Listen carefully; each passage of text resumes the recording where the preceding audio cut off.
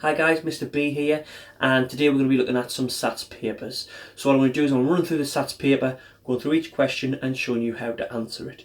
What I suggest you do is you download the paper from down there, print it off, and have a go at the paper yourself first.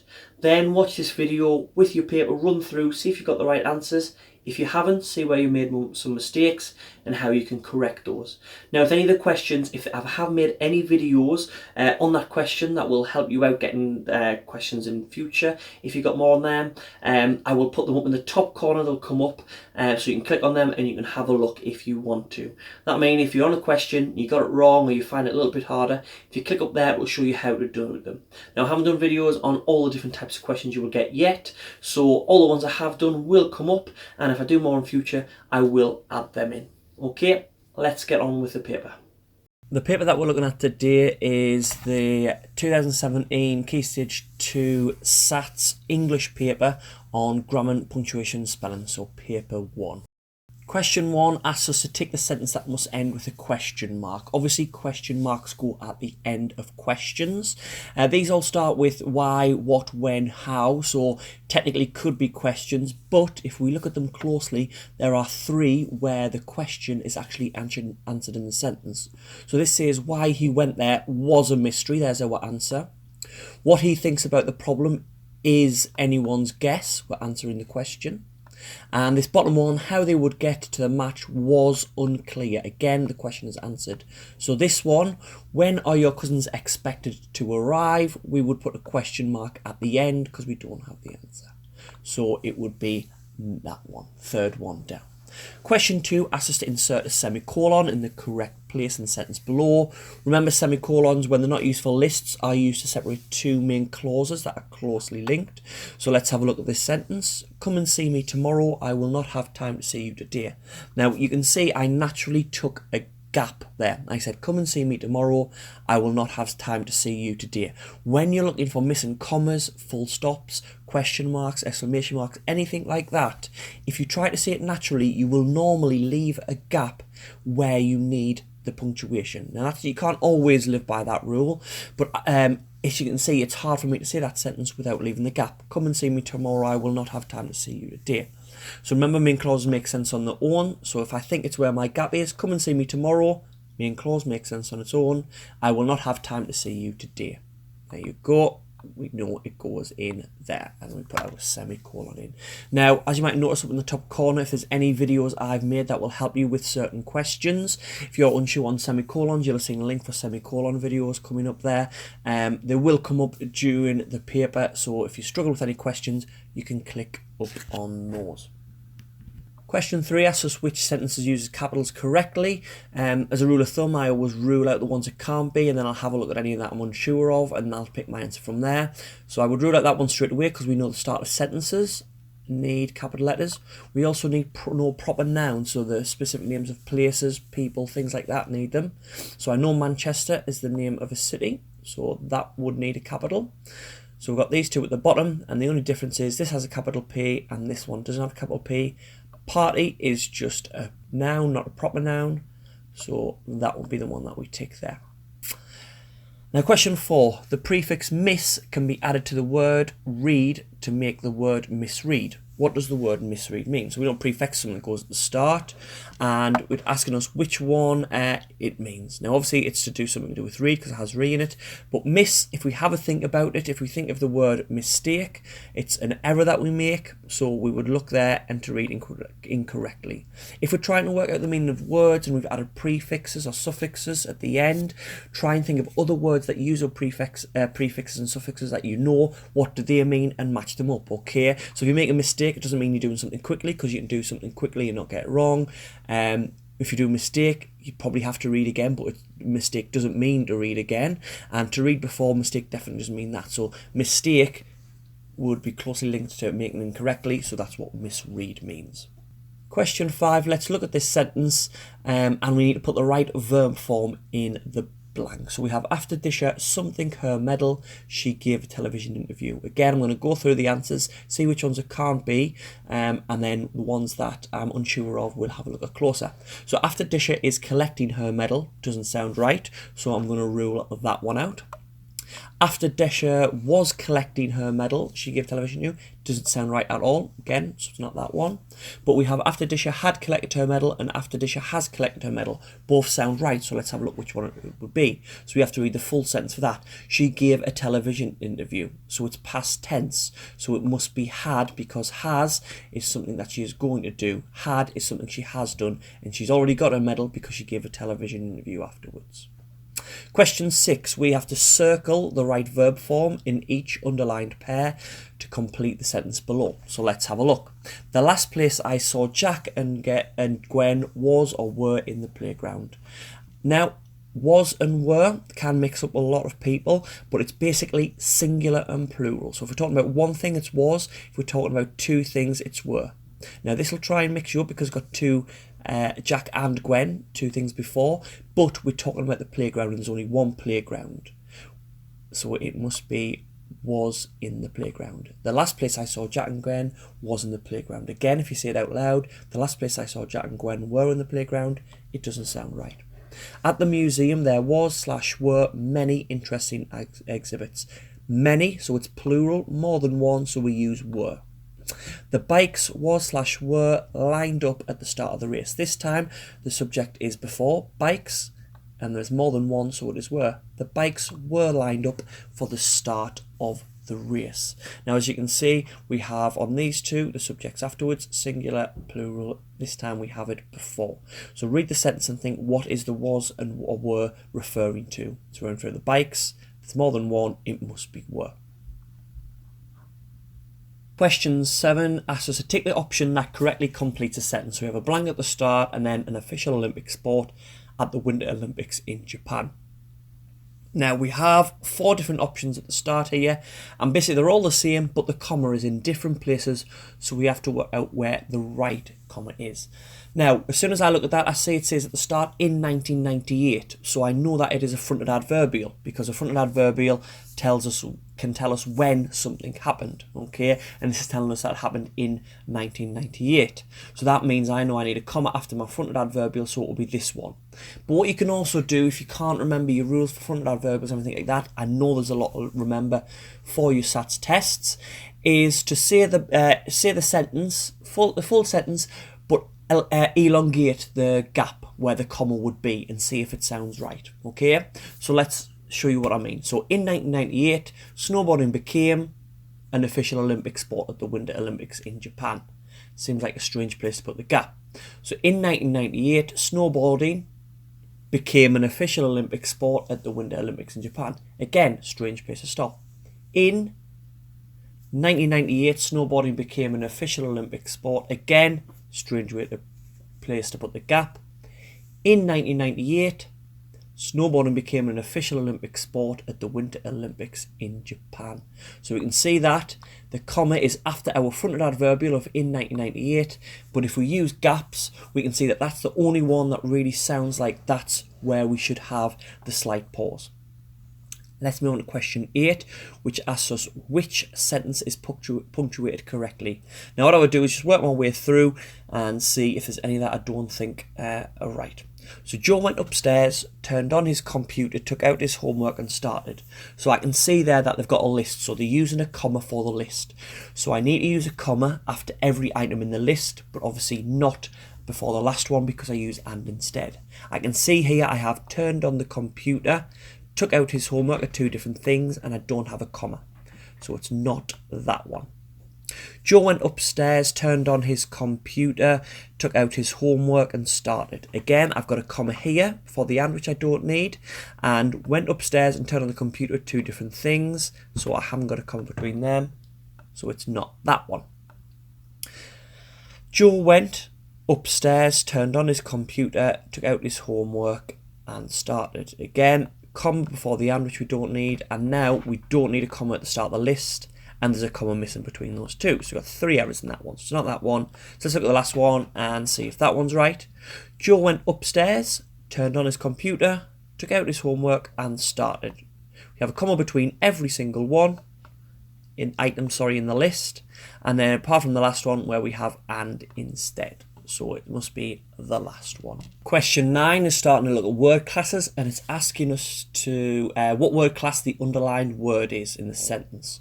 So the alarm rang and Jamal immediately jumped out of bed. We're looking at immediately, and we need to know first what it is doing. So immediately is telling us how Jamal jumped out of bed. Now, a word that gives us more information about a verb, or tells us how they did it, is an adverb. It's giving us more information about the verb. The verb is jumped, and it's telling us how he jumped. When we give more information about a verb, it's an adverb. Okay, it's not a conjunction because it's not joining two clauses, main clauses or subordinating clauses. It's not a verb because it's not something that we're doing. We can do something immediately, but we can't be immediately. Okay, and obviously it's not a determinant. It's not the or a or an or anything like that. Question 2 asks us the right place for the colon in the sentence below. Tom needed to think carefully about his homework. It looked very different. Very difficult. Slip of the tongue there. So, what we need to do with this one is tick which box we're going to put the colon in. Now, general rule with a colon, it has to come after a full sentence, a full clause that makes sense on its own. Okay, anything that comes afterwards has to be closely linked, gives us more information about the sentence before. So, let's have a look. Tom needed isn't a sentence on its own, doesn't make sense. Tom needed to think carefully. That makes sense on its own. But then afterwards, about his homework, it looked very difficult. That doesn't make sense. It's not a full idea. Tom needed to think carefully about his homework. That makes sense. It looked very difficult. Tells us more information before, so I'm thinking this one. Tom needed to think carefully about his homework. It looked very difficult. It looked can't be at the end. We can't have a verb at the end because that means we're waiting for something else. So it's not a full clause on its own. So this is where our colon would be. Okay. Tom needed to think carefully about his homework. It looked very difficult. That's a full clause on its own. It makes sense. And this is a main clause on its own that also makes sense and is linked to before. So that's why we can put a colon there. If you think about it, the only one that was a little bit difficult was maybe this one because Tom needed to think carefully works as a clause on its own. But about his homework, it looked very difficult. We would need more punctuation in there. It doesn't work. That wouldn't make sense on its own. Question 11 asks us to find the word class of the underlined words in this sentence. The girl brought a sandwich and an apple to eat for lunch. We have the, at, and an underlined. Okay. Now, if you know your word classes straight away, you'll know those are determiners. Okay. Determiners tell us whether something is specific or general. So the is specific, telling us the girl. Okay, not just a girl. A is telling us it's a general sandwich, and an apple again general, not a specific one. Okay. It's bit hard to explain exactly what determiners do in this video with this having a short amount of time, but if you know determiners, you'll know that and are three of the main ones. Now at the bottom we have to find out which sentence is punctuated correctly. We had the man grabbed his coat, it looked cold and windy outside. The man grabbed his coat, it looked cold and windy outside.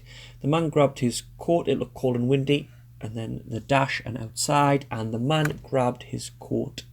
It looked dash cold and windy outside.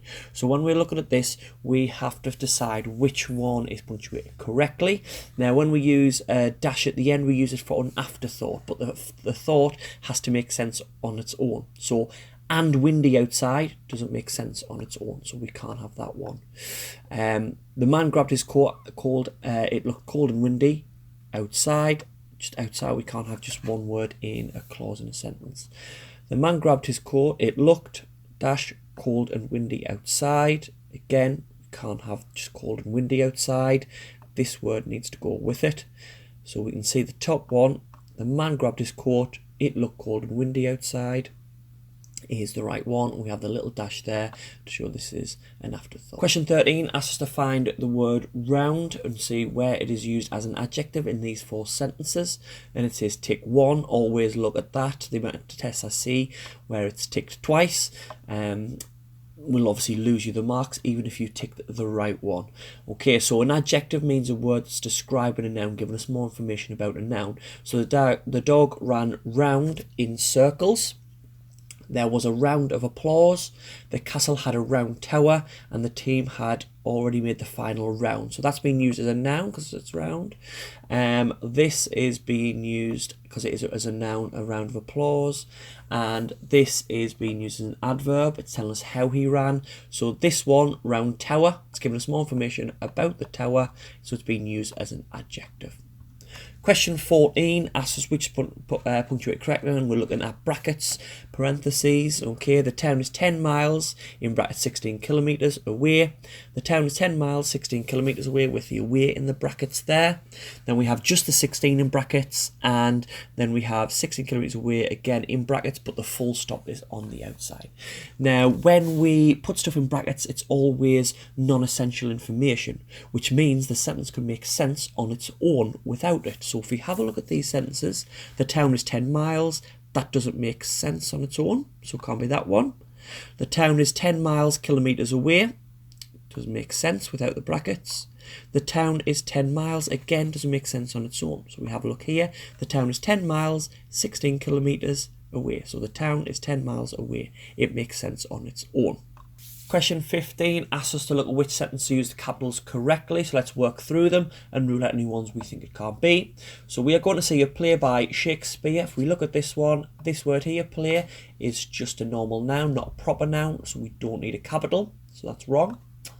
There is a new doctor at the hospital. Let's look at that word, doctor. That is just a normal noun. Doesn't need a capital.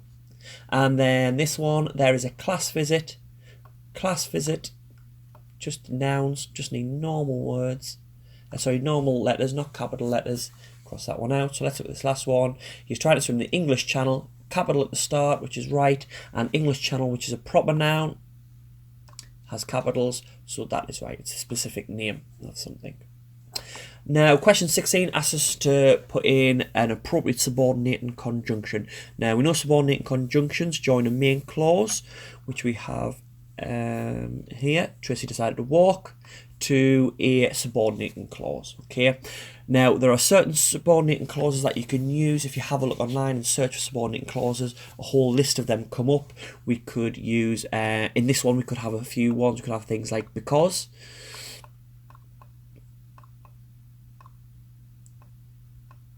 we could use since. Could also use something like as,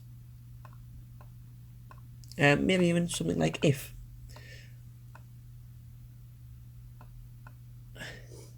So Tracy decided to walk because it was a lovely day, since it was a lovely day, as it was a lovely day, if it was a lovely day. Those all make sense. We need to be careful. The only thing really be careful of, because if we just think of a word that can go in there, you'll normally be right, but we have to be careful of our fanboys. Sorry, our for, and, nor, but, or, yet, and so. Because a couple of them would fit in there, but they are coordinating conjunctions, not subordinating conjunctions. So Tracy decided to walk, and it was a lovely day, makes sense, but it wouldn't work because it's not a subordinating conjunction. Tracy decided to walk, for it was a lovely day, makes sense, but it's a coordinating conjunction. So be careful when you're doing those that you put in a subordinating conjunction, not a coordinating conjunction. Question 17 asks us which sentence is an exclamation. Now, don't get this mixed up with which sentence should have an exclamation mark at the end, because exclamation is a type of sentence which is different from how we use exclamation marks. Now, in English, when we use an exclamation, it has to begin with what or how. Okay, we can use exclamation marks on other sentences, but exclamations always start with what or how. So I can cross these two out because they don't. Okay, and I need to have a look at these two to see which one it is. What time did the sun set last night? Now I can see straight away that is a question. Okay, so it has a question mark at the end. It is a question. That's the type of sentence it is. So that means this one, what a spectacular sunset that is an exclamation. Question 18 asks us to see which sentence has the word book used as a verb. Now, a verb we know is a doing word, it's something that we can do. So let's work our way down. We decided to book tickets for the football match. That sounds like it could be the answer, so let's check the other ones. Aaron wrote a book review. That's used as a noun, it's a book review. It's a thing. The scientist's ideas are explained in his latest book. Again, a noun because the book is a thing. And book club, it's the name of the club.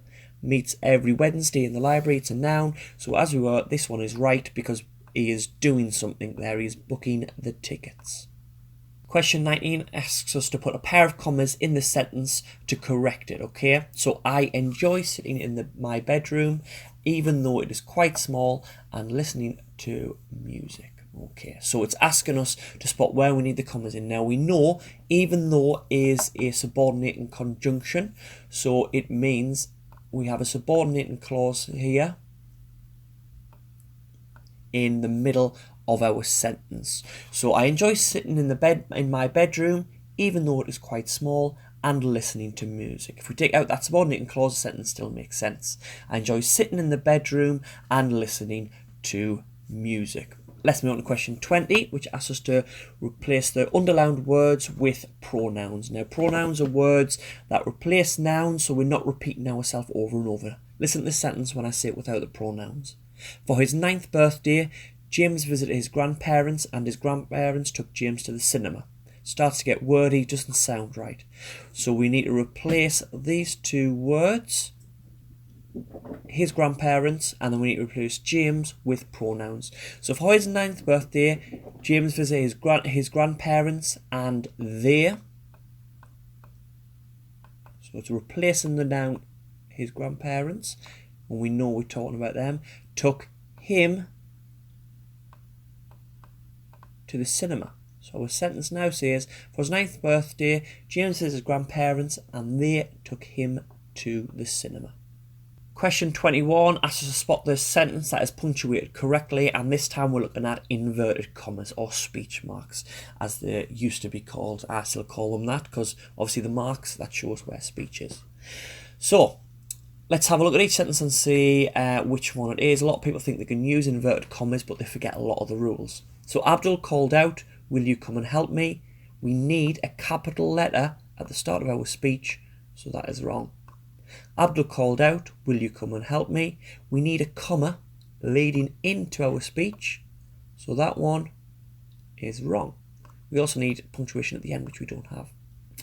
Abdul called out, will you come and help me? We have punctuation, we have a comma, we have a capital letter. Unfortunately, the punctuation needs to go inside the inverted commas, which means this one must be right. Let's have a look at it. Abdul called out, will you come and help me? Yep. Punctuation inside the commas, capital at the start, and a comma leading into the speech.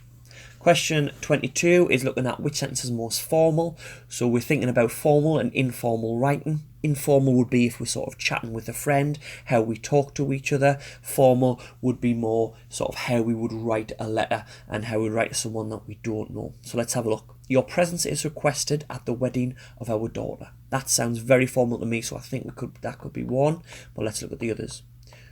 You would like to come to our daughter's wedding, wouldn't you? Okay, again, something, wouldn't you, is you'd write more to friends or people that you know, so that one's not as formal as the one above.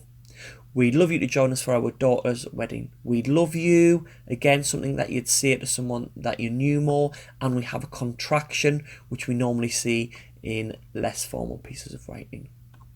Our daughter's getting married, please come. Again, an exclamation at the end, please come, is something that you'd put for a friend. It's a lot less formal, so you can see the top one is a lot more formal. When you think of formal, a lot of the time just think of posh. What sounds the poshest? Question 23 asks us to underline the subordinating clause in the sentences. There's only one. Again, remember, take one, no more than that. So let's have a look at them. Remember, subordinating clause doesn't make sense on its own and usually starts with a subordinating conjunction. So if you want to, you can walk with us. You can walk with us. There's the main clause. Makes sense on its own. You can walk with us. So it can't be that one. This one, this is the best fishing spot we have found. This is the best fishing spot. Makes sense on its own. So that's a main clause. It's part of the main clause at the start there. It's not that one. We change places when the bell rings. When the bell rings doesn't make sense on its own. We have the subordinating conjunction of when at the start. So I'm pretty sure it's that one, but I'm going to check my last one. We planted the parsley next to the mint. We planted the parsley makes sense on its own. Main clause, it's not that one. So it must be the one that we said. 24, we're looking for the two antonyms in the sentence. Now, antonyms is the opposite of synonyms, and it means two words that mean the opposite to each other. Synonyms obviously meaning two words that mean the same thing. So let's look at the sentence and look for words that mean the opposite of each other. What looked like a worthless collection of rusty metal turned out to include ancient coins and valuable jewellery. Now, when I'm looking for antonyms, tend to look for adjectives and adverbs because we can have opposites of them. It's hard to have the opposite of a car. Okay, we can't really say what the opposite of a car is, but things like dark, light, things like that, we can find opposites to them. So what looked like a worthless, we have an adjective there. Rusty, we do. Ancient and valuable. Well, I can see there that worthless and valuable mean the opposite. Valuable means expensive. Worthless means doesn't mean much. So those are the two words that we should be circling. Question 25, we have to look at apostrophes and see when they're used for contraction and when they're used for possession. Remember, contractions are joining two words together. Possession is when we're using it to say something belongs to someone. So where is Karen's pen? We are saying the pen belongs to Karen, so it's possession. Joshua's hungry. There, we're saying Joshua is hungry, so it's putting two words together. It is a contraction. Please get the dog's dinner. The dinner belongs to the dog, possession. And the cat's outside. The cat is outside. It's a contraction. Question 26. We need to take one sentence that has a relative clause in. Now, relative clauses are easy to spot because they always start with a relative pronoun. So let's look for our relative pronoun in the sentence. The boy who I met in the park is in my class. Who is a relative pronoun. So I would say it's this sentence, but we will always check the others before we tick it. The team is going to play a match tomorrow. Don't have a relative pronoun. Sue said that she wanted to learn to play the drums. No relative pronoun. And whenever they have time, they like to go cycling. No relative pronoun. Okay, so up on the top there, you'll have a video coming up about relative clauses. If you're unsure of what the relative pronouns are, click on that and it will take you to that video and it'll show you what they are. Question 27, we have to spot the statement. So which of these sentence types is a statement? So let's work through them. You can copy the pattern from a book. So that seems like the statement for me. It just tells us something. That's what a statement is, gives us some information. Be careful when you use a glue. That is an instruction. It's telling us to do something. Do you use glitter to decorate the edges? That's a question. Again, it's not just telling us a fact. Do not touch the paint until it is dry. Again, that is an instruction. So the statement is the one that we thought at the start, the top one.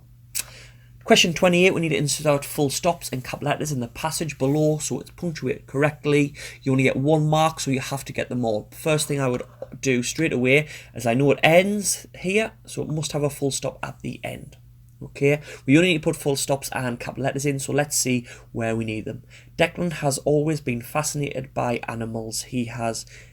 There, that doesn't sound right. I'll go straight away. So Declan has always been fascinated by animals is a clause. Okay, we can't put commas in or semicolons or anything like that. So we must put the full stop there. So if we've put the full stop in there, we have to have the capital H. He has read many books about exotic creatures. Jellyfish interest him the most and he would like to study them when he's older. Again, these two statements, they're not joined by any conjunctions. So we must have a full stop and a capital J. Interest him and would like to study them when he's older. So I would do that and I would check again. Make sure I haven't got any proper nouns I've missed out for capital letters. Declan has always been fascinated by animals. He has read many books about exotic creatures. Jellyfish interest him the most and he would like to study them when he's older. So we've got the 3 full stops we need in and the 2 capitals we've had to put in because we've added the full stops. Question 29 asks us again to insert a pair of commas in the right place in the sentence. So we look at the sentence and see where we will need. If it's a pair of commas, we can assume it's going to be a subordinating clause which could be taken out in the sentence, which still makes sense. So Jenna, a very gifted singer, won the talent competition that was held in her local theatre. As you can see, a very gifted singer can be taken out. It's extra information we don't need. Jenna won the talent competition that was held in a local theatre. Makes sense on its own, so that's where we put them. Now we have to put the verbs in here in the right tense. So we have the visitors left after they had something, their coffee. We have to put them in the right tense, so we have to finish. So because it's after, we know it's happened before, so it's past tense. So the past tense of finish is finished, which means we have the sentence, the visitors left after they finished their coffee. You could also put had finished. Okay, it's up to you. Had finished or finished their coffee, whichever you wanted. Now let's move on to the next one. Joe usually, the verb to wake, up early on Saturday morning and go swimming before breakfast. So this is present tense because it's something that Joe usually does. It's not something that's happened or is going to happen. It's something that she does, so it's present tense. So Joe usually wakes up. Okay, notice that because we can't use Joe usually wake up at the early. Joe usually wakes up early on a Saturday morning and goes swimming. If you're looking at this question here and you're getting a little bit worried because you're thinking, oh, I don't know about tenses, what does it mean, the verbs in the boxes, just have a look at the sentence, look at what's underneath, and even if I didn't know what I was doing, I'd think, right, how can I put finish in there with it making sense? How can I put wake there in with it making sense? And if you put it in, you'll tend to get it right. Question 31 asks us to write a command, which could be the first step in the instructions for making a sandwich, and we have to obviously punctuate our answer correctly. So what we need to focus on here is making sure that we write a command, not on nothing else like a question or anything like that. So we need to tell the person to say something. So what I need to have is an imperative verb in there at the start. Okay, so that would be like make, take, have. You're not asking them to, would you take out a piece of bread or anything like that, but you might have something like, take the bread out of the cupboard, or take the ingredients out of the fridge, or first butter the bread. Okay, you're telling someone what to do. So obviously I put first in there, that's a front adverbial. Them sometimes that you'll have in sentences, so they'll be accepted. But what you need to make sure is something like, I'm going to put in take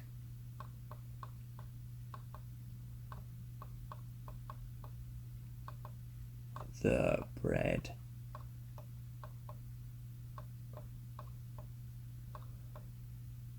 out. Now, punctuate it correctly, so I need my full stop at the end. If you wrote something that you need a question mark at the end or anything like that, that's not right. We need to have a full stop at the end. You might have an exclamation mark at the end, but I would stick with a full stop. So, take, we've got an imperative verb telling someone to do something, which makes it a command. Okay, don't worry too much about what the actual rule is about making the sandwich. Would that be the first one? It's more checking you know what a command is.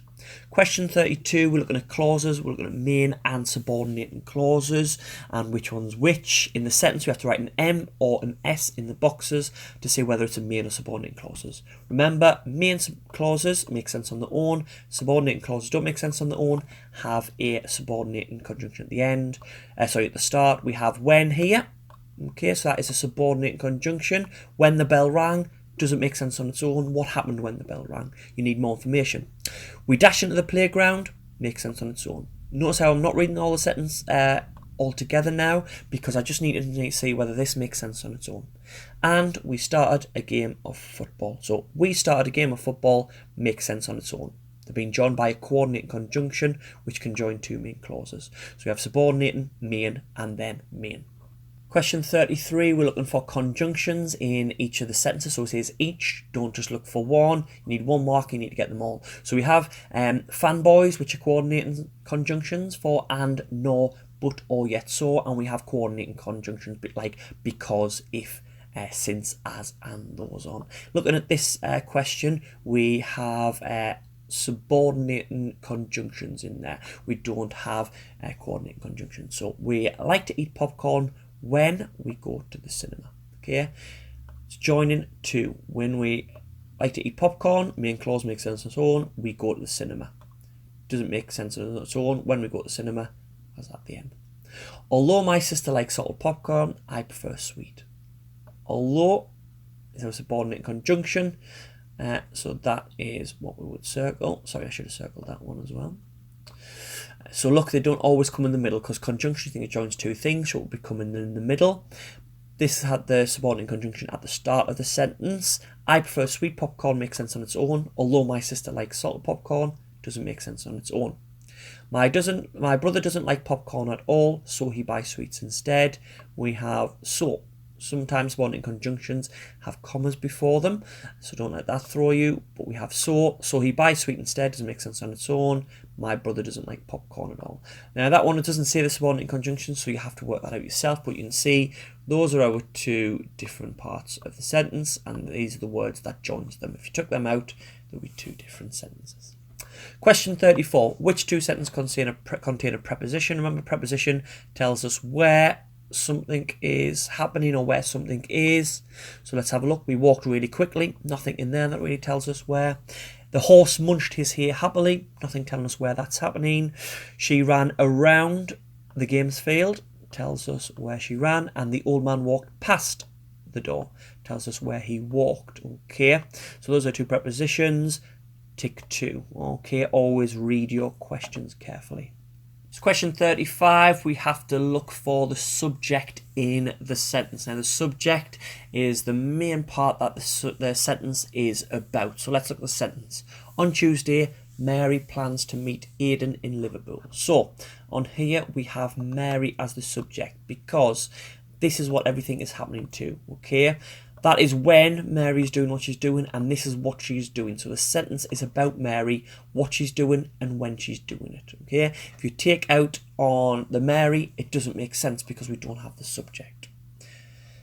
Question 36, we need to insert a comma and a dash in the correct places. So if we look at the start of the sentence, before we leave school, our classes wants to start. We have a fronted adverbial, before we leave school. It tells us when the sentence is happening, and we know we need a comma after a fronted adverbial. So now we need to see where our dash goes. Our class wants to start a vegetable garden, the first in our school's history. We use it here for afterthought. Okay, so if we have a look, before we leave our school, from adverbial, our class wants to start a vegetable garden, the first in our school's history. You can see you would leave a gap in between those two because this is extra information relating to the one before. Question 37, we need to circle the relative pronoun. Straight away we can see it is which. There's only a few relative pronouns. Again, watch my video on them if you're unsure of them. Learn what relative pronouns are because they link in relative clauses. Okay, we can see this information, which could be seen in the distance. Extra information that the sentence doesn't need. The mountain had snow on top of it. Makes sense without it. Okay, question 38. Complete the sentence below with the simple past tense of the verbs in the box. So we need to get the verbs out of here and turn them into past tense. So I played netball last week. Straight away I said played without even thinking about it because we're just using simple past tense, which you will have used a lot. Played, it's happened in the past, but I only need the past tense of know, which is new.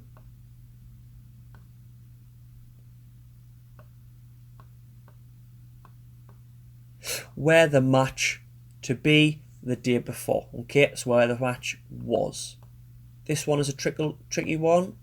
To be, that's one of the verbs that lots of people find difficult when they see it. They think, because obviously it's not where the match been the day before, was, is, things like that. Have a look up at the verb be and its past and future tenses if you struggle with that one.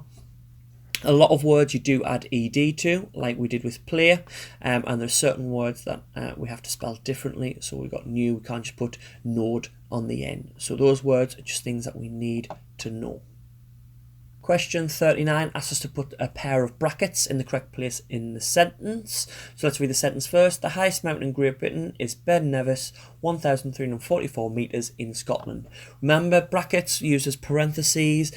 put in extra information that's not needed. So this information could be taken out and the sentence would still make sense. So the highest mountain in Great Britain is Ben Nevis in Scotland. This extra information tells us about that, but we could take it out. Question 40. Which one prefix can be added to all the words below to make their antonyms? Write the prefix in the word below. So you just have to write the prefix, not edit these words. So prefix, we know, is something that becomes before a word. Suffix, obviously, but after. And antonyms, we looked at before, it's words that mean the opposite. So we need to put something in front of these words that will make them the opposite. So what you need to do is have a look at the words. Obviously, in tests in future, could be different words. Well, it will be different words. Pick the one that you know the opposite of. Okay, so if you have a look at that and say, no, I don't know what I'm put at the front, we know that complete, the opposite of complete, is incomplete. And then test it with the other ones. Could it be inactive? Yes, inactive is the opposite of active. And insecure is the opposite of secure. So in the box is in. If you look at the words and you don't know any of them, think of some prefixes, in, un, go through them and see what go at the start. Obviously, you put at the start incomplete. You know that doesn't sound right. That's not a word we use in the English language. So it'll be incomplete. Question 41. Now we need to look at synonyms, which means words that mean the same. So when you look at the sentence for two words that mean the same thing. Let's have a look. The cafe serves delicious snacks and cakes until noon. After midday, you can also order hot lunches and sandwiches. So if we have a look there, noon and midday both mean exactly the same thing. It's just different ways of saying them. 42 asks us to circle the possessive pronoun in the passage below. So with pronoun, as before, we know is a word that replaces a noun. Possessive is to say that it belongs to someone. So let's read the sentence. The boy showed me around the school. He took me to the music room and pointed out which classroom was his. So you can see the very last word there, his, is our possessive pronoun because it is replacing boy and it is saying that the classroom belongs to him. Okay, so that is what we're saying is possessive or belongs to him. 43, we need to know what punctuation mark should be used in the place indicated by the arrow. So we've got a sentence, Joshua's excellent languages. He spoke French and Spanish, and it's saying what do we need in the middle here. Now this one is a little bit trickier. So it isn't a full stop, firstly, because we haven't got a capital H here. So if we did have a capital H, then it would be a full stop because it's joining, we need a capital letter at the start of a sentence. We wouldn't have a comma there. We might have a comma if it was a subordinating clause, but we don't have the subordinating conjunction there. And it's not a hyphen, because hyphen is something we put for afterthought. What this actually is a semicolon, which means these two both make sense on their own. Josh was excellent languages. He spoke French and Spanish. Semicolon is going to go in the place of coordinating conjunctions and subordinating conjunctions. So we could have Josh was excellent language and he spoke French and Spanish. We replace that with a semicolon, so our writing flows, and that's what would go in. Question 44 asks us to complete each sentence below with a word formed from the root word thought. So that means the main word is going to be thought, and it's going to have a prefix or suffix on the end in order to change it and make it fit in. Okay, so Elisa was a very thought something girl. Okay, so what we're going to do here is add a suffix. So we've got two that we could use really. You could have thought. Now could they add the suffix full? So you could have a thoughtful girl, or you could have a thoughtless girl. We'll see the antonym of that word, the opposite of it. So thoughtful, you can see thought there, the root word, it's the word that's in it. So the children thought something at the poster. Now again, I'm going to add a suffix on. So I'm going to have my root word thought. Root word basically means the word that it comes from. So the word thought is the one that it comes from, and I'm going to put fully on there. Thoughtfully. Sorry about the writing, it's hard with the mouse. So the children looked thoughtfully at the poster on the wall. Again, you can swap that round and have the antonym, so you could have thoughtlessly at the poster on the wall, whichever you have. But again, the root word thought is in both of them. So on 45, we need to complete the sentence with a noun from the verb encourage. So to encourage someone, we're going to make a noun out of it again. So it's like using it as a root word. So we turn an encourage to encourage someone into a noun. To do that, we need to write encourage.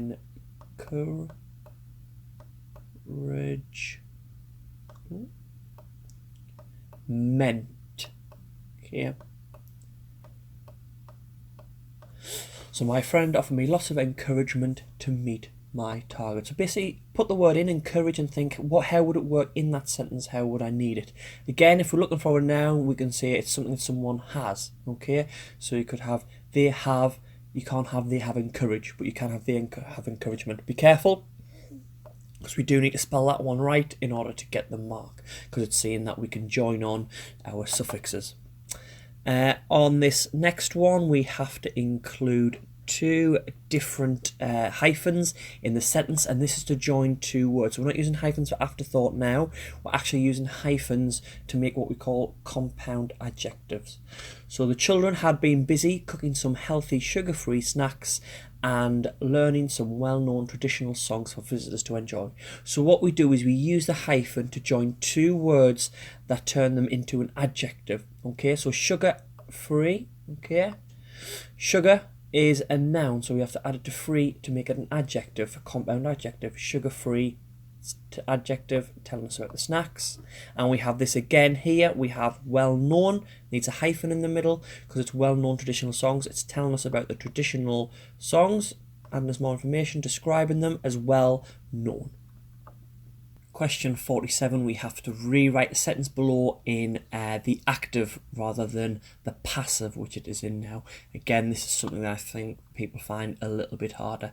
Now, what you need to remember with active is when the subject is doing the verb, and passive is when the verb is being done to the subject. So in here, the vital clues are the subject, and they are discovered, so they're being discovered. It is happening to them. So we have to write this sentence, so in the sentence the subject is doing the verb. So what we'd have to write is the detective, so he is now the subject.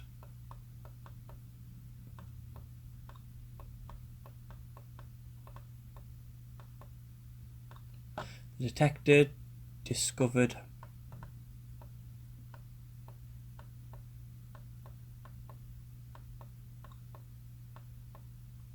the vital clues.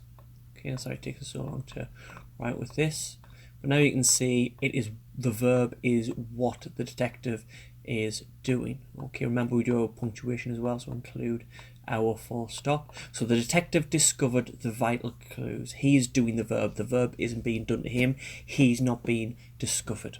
Okay, question 48, again another one of the tenses that's a little bit harder. So we need to read, write and underline the verbs of the sentence so that they are now in the present progressive form. So present progressive means that it is happening now, so it's continuing. Easiest way to do it is we put the verb to be in front of our verb. Okay, so we put to be in front of it, but obviously we need to change it maybe to is, was. So we need to have it here. So Jim is, which is the present form of to be, learning. So it is something he is doing now, and it's continue on. He is learning. He is planning. And when you see it like this, when you see two answers next to each other, it looks like it is easy to work out the answers. Just put is at the front, our form of the verb, to be. You can see that it means it is happening now. He is planning, so it's something that's continuing, something he is doing now. So question 49, we have to include a noun phrase with at least 3 words. Okay, make sure you look at that because you can have them shorter than 3 words to complete the sentence below. Now, noun phrase, what we need to basically remember is it doesn't have a verb in it. That's the main thing. So we could have some adjectives in there, but it will consist of a determiner and a noun, as it's called a noun phrase. So the, man, a woman. But we can also use adjectives, maybe prepositions telling us where they are. but no verbs. Okay, so we could have something like the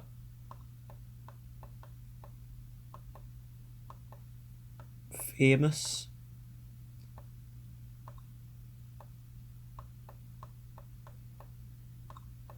athlete.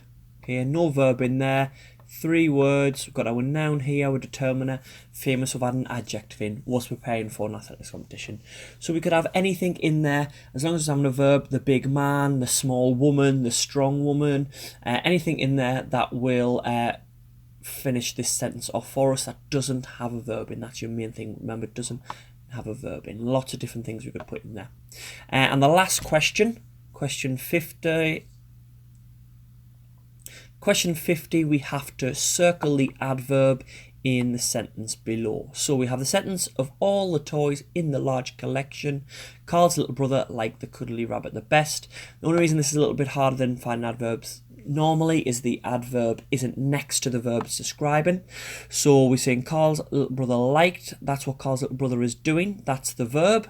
And best is telling us how he likes it. He likes that best. Okay, so we can see they're not right next to each other, but the adverb is telling us more information about the verb. It's telling us how he liked the cuddly rabbit. So that's all the questions on that test. Hope you found that useful for you. Hope you found that video useful, guys, and if you have, please give it a thumbs up. Hit subscribe if you haven't already. You'll get notifications of any videos that I put up as and when I do. Please share it if you know anyone that will benefit from this and find it useful. And if you've got any questions or anything, comment or use the Twitter or the Facebook page. Till next time, see you later.